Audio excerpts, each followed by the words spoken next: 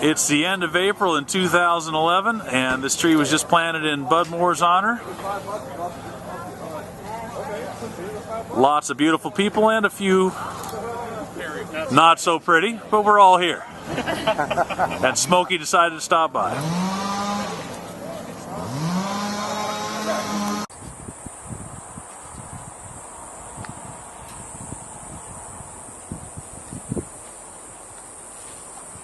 The beginning of the Bud Moore Rendezvous at Powell Ranger Station at the Powell Campground.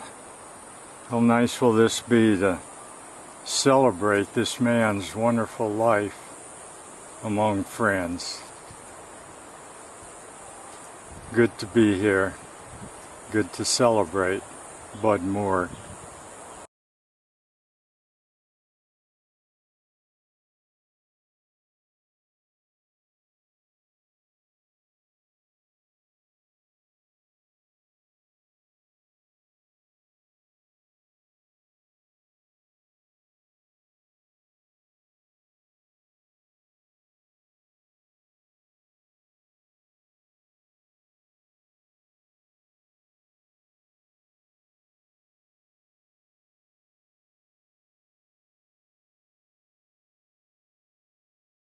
Wow, I mean, it's hardly possible to talk at this moment with this cast of it's hard to talk at this moment with this cast of friends of Bud Moore standing in front of me with two of his children, Vicky and Bill.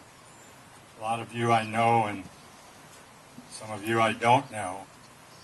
But I have a remark for Dave Campbell. Dave, it was absolutely humbling and an honor for you to start your presentation with a comment about the Whitecap Cooper's Flat Campfire 5 in 1970, when Bud Moore and Bill Wharf and Orville Daniels and Dave Shag Aldrich and Bob Much hiked that 8.5 miles to Cooper's Flat to sit by a campfire, very appropriately a wilderness campfire, and listen to Bud and others in that group chart a course of where we were headed and what we were going to be doing over these next several years in this beautiful 100 square mile area, Whitecap Creek on the Bitterroot National Forest. And it was an outstanding experience that we got to reenact 30 years later. How often do you get to do that? When you can go back to a place that had such fond memories and have the memories now almost fonder, because the five of us went up that trail together with Ian Marquand, an award-winning Montana videographer who filmed that occasion, and have another campfire at Cooper's Flat with these five people, reflecting now and looking back, but as Orville did at that time, like Orville always does, like Bud always did, forcing us to look forward too, not to dwell too long in our past, but to think about our future. So that was important to me, Dave Campbell, and as you and I know from frequent conversations, that kind of feeling will last with me for the rest of my life.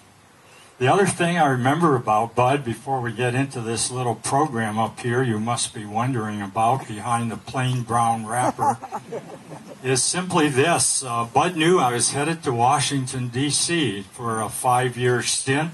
It's a place I said I would never go to. My 2-week details in Washington were more than enough. I knew I never wanted to live there, until the Forest Service advertised the new position working with the State Department in International Disaster Assistance. And I had to do a double take because I think I have receptors in my olfactory system that I pick up I pick up pheromones from the airwaves, and one of the pheromones most important to me is the travel pheromone. It's the pheromone to see distant lands and meet other people and cultures. So although I said I would never go there, never's a long time, and I applied and I was accepted, and Bud knew that. And he got a hold of me one day, and this was face to face in person, and he said, Bob, before you go to that city on the East Coast, I have a practice of mine that I wanted to share with you. And I lived there for several years, and I survived there for several years. And I want you to know what I did. I don't know if Dale Bosworth ever did this. I see Dale there. I wouldn't be surprised if maybe Dale did this too, coming out of Montana. But Bud said every day, Dale, when he came home from work in that topsy-turvy political Washington, D.C. world, he went, and I'm sure he did it literally, he went to a mirror. And he looked in the mirror, and he asked himself this question. He said, I asked myself if I compromised any of my values at the office today, the values of integrity and sincerity and genuineness and all the other things we know Bud Moore for.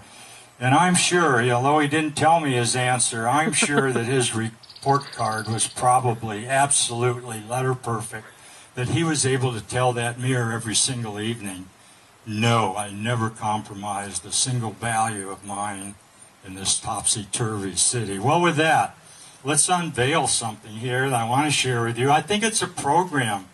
It's a throwback program, and I think it's a program, I know it's a program that your dad would have loved, Bill and Vicki, because it's a throwback to our older ways of communicating. You know, a lot of us, I would say every one of us probably at some point communicates. No, Dan Holland is shaking his head no. Good.